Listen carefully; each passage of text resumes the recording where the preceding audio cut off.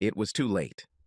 Diana wasn't sure how late it was, but she was damn sure it was too late for anyone to call. She hoped it was Marty's phone. Anyway, she just covered her face with a pillow and said thank you loudly when the call stopped after the fifth ring. She had just managed to get comfortable when the bell rang again. "Damn it!" she screamed, opening her eyes again. "Martin, answer your damn—" The words stopped suddenly when she realized that her husband was not in bed with her. She glanced at the clock, 3:37 a.m., as she picked up her phone from the nightstand and wondered why her husband wasn't there. He was there when they went to bed a few hours ago. "Yes. Hello, hello?" She muttered something into the phone. "Is this Diana Miller?" Yes, that's true. Who is this?" "Are you Martin Miller's wife?" "Yes, for God's sake, yes. Who is this?" "Mrs. Miller, this is the emergency room at Northtown Medical Center. Your husband was brought in about an hour ago, and we had your contact information from the incident a year ago. He got into a car accident. Could you come over right now?" "My God, is he okay?" "I have no right to discuss his condition over the phone, ma'am." "Please come." "Yes, sure. I'll be there as soon as I can." She ran upstairs where her daughter was sleeping. Dallas, named after the city in which she was conceived, attended a local university but lived at home to save money. She enjoyed living in the dorms her freshman year, but as she got older, she realized that living close to campus would not be conducive to her studies. "Dal, wake up. Nothing." "Dally, wake up." This time, pushing her lightly on the shoulder. Still nothing. "Dallas, wake up." Dallas sat up straight in bed and tried to force her blurry eyes to focus. The light was on in the room. "Dallas, your father was in an accident. He's in the emergency room. You need to get dressed. We have to go." She rolled out of bed and pulled her nightgown over her head, not thinking about the fact that at the age of 20 she was standing naked in front of her mother. For her part, Diana didn't even notice, as she was too busy pulling out clothes for Dallas. Finally dressed, the two women drove to the hospital as quickly as possible.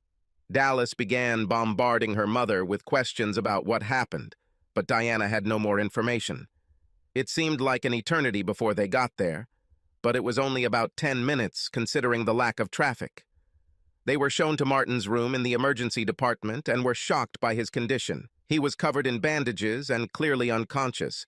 They were given forms to fill out. "Your grief does not free you from paperwork." Dallas moved her chair to be closer to her father. They stayed there for about an hour before a man and woman in police uniform entered. "Good evening, ma'am. I'm Officer Gail Stanton, and this is my partner, Robert Hansen. We were the first to arrive at the scene. Any news on how he's doing?" "Nobody told us anything, officer," Diana answered. "Oh, this is my daughter, Dallas. We need to ask you a few questions. I know now is not the right time, but it's better to do this as soon as possible." "Certainly. Do you know what your husband was doing on the street at such a time?" "He was at home, and we went to bed together around 10 p.m. I didn't even know he was gone until the hospital called." "Ma'am," said Officer Stanton Dallas. "Can you confirm this?" "Actually, yes. We watched a movie on TV which ended at 10, and then we all went to bed. I saw Dad go into the bedroom with Mom." "What movie?" "Something with Keanu Reeves. Some kind of action movie. Dad chose him. It was his turn." "Did you have any special problems? Maybe financial or marital? Nothing that all married couples haven't faced?" "No special problems, no. I just don't understand why he came out without my knowledge. Were the people in the other car hurt?" "That's the point, Mrs. Miller. It was a single car accident. And according to two witnesses, your husband's car was driving fine and then, quite suddenly, accelerated straight into the large oak tree that sits at the corner of Highways 121 and 288. There were no skid marks, and no one remembers seeing brake lights. Diana and Dallas looked at the officers when it became clear what they were suggesting. "Are you implying that my husband did this on purpose? That he tried to commit suicide? We need to inspect the car for possible mechanical problems, and of course we will need to talk to your husband when he comes to." but that's certainly one of the possibilities that we're looking at, yes. Are you sure there weren't any problems worth talking about? Officers, I love my husband very much and we have a wonderful marriage. No, there are no problems that I could think of. I'm sure it was just because he lost control or dozed off. It was already very late. I'm sure there is reasonable. Diana burst into tears and could not finish the sentence. Officer Stanton placed one of her cards on the table, asking them to call if they remembered anything else, and then left the hospital. Dallas closed the door to Martin's room. You didn't tell them? No, Dallas, I didn't, her mother replied when the tears subsided. It's none of their business and has nothing to do with it. Your father didn't mind. Perhaps he will say something when they talk to him. Then we'll see. The next few days passed slowly. Martin remained unconscious and was hospitalized, while Diana and Dallas spent as much time there as they could. They were often there together and made sure that he was never left alone. Luckily, Diana knew Martin's boss and called him to tell him what had happened and that he would miss work. She carefully avoided saying anything that might make anyone think it could be a suicide attempt. The accident happened Saturday night, and Martin eventually began showing signs of waking up Wednesday morning. By noon, his eyes were open, although he could only look around. Diana was there and noticed his eyes and came to the bed to reassure him that everything would be fine. A few seconds later, a nurse hurriedly entered the room. Something on the monitors warned her that the patient had woken up. Diana returned to her seat to let the nurse do her job. Soon, more doctors entered the room to check on Martin. Diana took the opportunity to go outside to call Dallas and tell her that her father had woken up. Dallas didn't answer, so she left a voicemail. Soon, most of the medical paraphernalia was removed. Martin's left arm was broken, but he was right-handed, and this should not have hampered him too much. His throat was sore from the tube, so he was given a white board so he could communicate. The nurse read the message and asked him if he was sure. Martin nodded his head. The nurse quickly walked out into the hallway while the tests continued. Mrs. Miller, I must inform you that your husband has asked that you not be allowed back into his room. And my daughter, too. What? He is my husband. I have the right to be there with him. I'm very sorry, Mrs. Miller, but the patient's wishes come first. Let me just talk to him. We'll work things out. Diana tried to get past the nurse but couldn't get any closer, so she resorted to screaming. Martin, please talk to me. What's happening? Martin. Mrs. Miller, please stop screaming. You're disturbing our other patients. You can wait outside the room if you wish, but if we catch you trying to enter the room or making noise, we'll send you out of the building. Have I made myself clear? Yes, of course. Diana had no choice. Dallas finally made it to the hospital 45 minutes later. She found her mother sitting in a chair outside the room. Mom, why are you here? Your father forbade us to enter the room. Us? I mean, I understand why he banned you, but why me? What the hell does that mean? And why did it take you so long to get here? I had just woken up when Bradley came in to see how I was doing. We're kind of... God. You had sex with your boyfriend instead of being here for your father? I'm sorry, Mom, but he was unconscious when I left. Dallas answered in a tone that showed she wasn't sorry. It was really stressful and I needed to relax.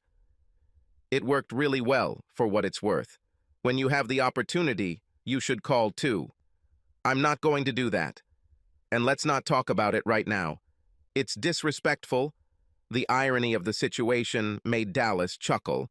There was a knock on the door, followed by a tall, very attractive brunette. She was dressed professionally, but not like a doctor, although her badge identified her as an employee. Good morning, Mr. Miller. I'm Dr. Lassiter, one of the hospital's mental health specialists. How are you feeling? As good as could be expected, I suppose. 9 days have passed since the accident. He regained the ability to speak. The white board was a thing of the past. He asked about when he might be released and was never able to get a straight answer. Still, the hospital asked me to talk to you. This is fine? I have a choice? Not if you want to return home soon. I really have to free you to let you go, the psychiatrist answered with a puzzled smile on her face. Then let's begin. Dr. Lassiter pulled one of the chairs up to the bed and sat down, crossing her long legs. It took her a few minutes to look through the papers. Okay, so you were brought in a little over a week ago after an accident, a collision with a large tree. I also see that you have banned your wife and daughter from visiting you, and I suspect that these things are somehow connected. I see, Martin replied. She cheated on me. Unfortunately, this is a common occurrence these days, although it rarely leads to such a reaction. Is there more to this? Martin was silent for several minutes. He really didn't want to talk about it, especially with a pretty woman. He wondered if they had a guy, a really old guy that he could talk to. Dr. Lassiter waited patiently. This wasn't the first time she had to wait for someone to force herself to speak. Her patience was rewarded. I suffered from depression, I think. Nothing that was diagnosed or anything like that. I was just, well, like I said, depressed. From something specific or just in general? I think I couldn't, since I didn't have erections. A little more than a year. After the previous accident, right? Of course she knew. She probably had his entire medical history in her hands. She just wanted to make him say it. Right. It wasn't even an accident. I was in the back seat, my boss was in the passenger seat, and his boss was driving. We were hit from behind.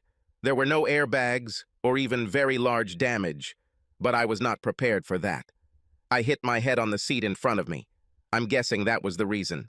The report says you suffered a blow and a mild concussion. My doctors couldn't explain it. None of the drugs, it didn't work at all. They ran a bunch of tests, some multiple times, and the best explanation I got was that something happened, and part of my brain was damaged.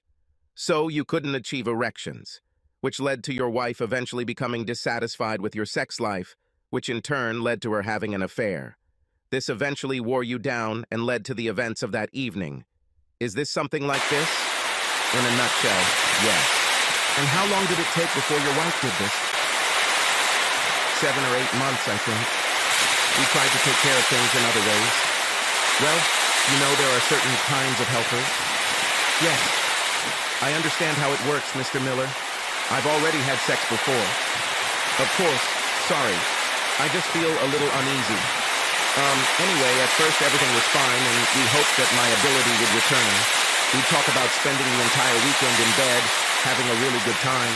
Of course, this never happened. Eventually, this went on for so long that she decided to take care of her needs elsewhere. Did she discuss this with you beforehand? No. I found out about this when I came home from work early. Cliché, I know. And not only was she at home with her lover, but my daughter and her boyfriend were there too. Did they do it as a group? Dr. Lassiter asked, shock evident in her voice. No, thank God. Diana and Bill were in the bedroom, and Dallas and Brad were in the living room. That's how I found out my wife was cheating on me, and my daughter knew about it and apparently approved. Which explains why your daughter was also banned. Yes. Oh, and if I haven't mentioned it before, Bill, Brad's father. We knew him before by chance, as the father of our daughter's boyfriend. I later learned that it was the daughter who suggested Bill to her mother. This is another blow. Did you confront them? Well, not quite. Perhaps if Dallas hadn't been there, I would have run into Diana, but I'd already seen enough of my daughter's anatomy. Then I left. How did the explanation go then? Not what I expected. She was sorry that I knew this, but she made it clear that if I could not take care of her, she would delegate it to someone else, and she preferred a full-time partner, as she put it, to having everyone time to find someone new. Bill was single and had similar needs, so he was her choice. Your actions? What could I do? She was right about me not being able to have sex. It wasn't her fault that I couldn't, so she did what she had to do. What if, hypothetically, she asked you in advance? Would you agree? You know, I thought about it a lot, and part of me wanted to say that I would agree because I loved her and wanted her to be happy. But I don't think I would be happy with that. We made vows, we made promises, and one of them was in sickness or in health. I wouldn't do that to her, so I couldn't handle her doing that to me. Obviously, she continued to see him. Obviously, and now that I knew about it, She was less reserved about it. I don't know if she started doing it more often, since I don't know how often they did it before, but where before it was limited to the day when I was at work, it now included trips to the store on the weekends, and part of that time was clearly spent with Bill. It must have been difficult. Difficult? That doesn't even begin to describe the situation. But again, I didn't think I could do anything. She deserved a sex life, but I couldn't provide it, and it was all killing me. Tell me about the night when the accident happened.